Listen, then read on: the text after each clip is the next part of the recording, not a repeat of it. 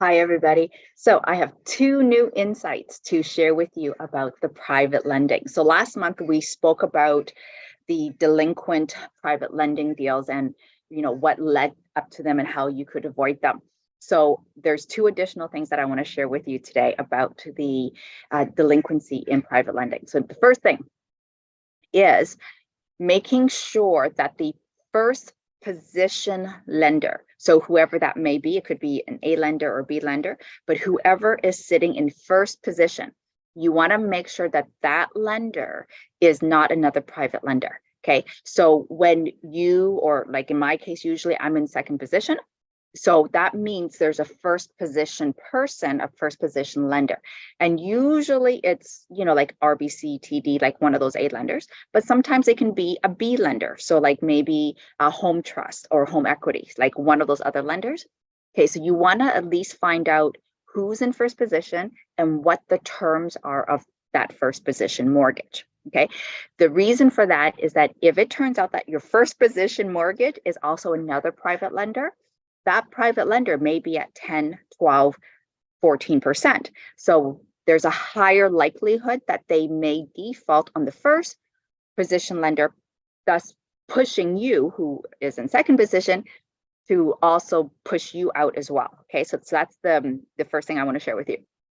The second thing that I want to share with you around the delinquencies, okay, is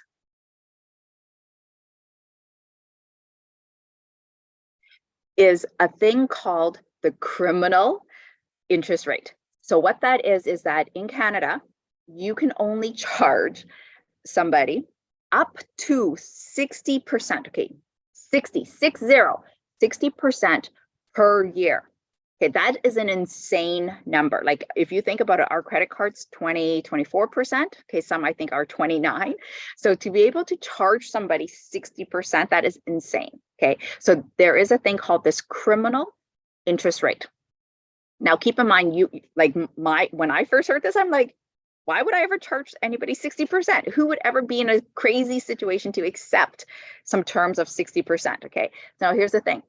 Some of these bridge loans that you may be doing, you might be charging them, 10% for 2 months. And I've seen that happen a lot where somebody's like, hey, Hong, you know what? I just need a bridge loan. I'll pay you 10% for those 2 months.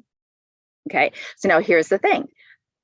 For 2 months, 10%, that's great. Okay, you get your money back and then you go and do your next opportunity. But here's the thing, though, if they default on those 2 months and you're charging them 10%, calculate that out. Okay, for the year, you're now above that 60% for the year, even though the initial communications and the initial terms are just for 2 months.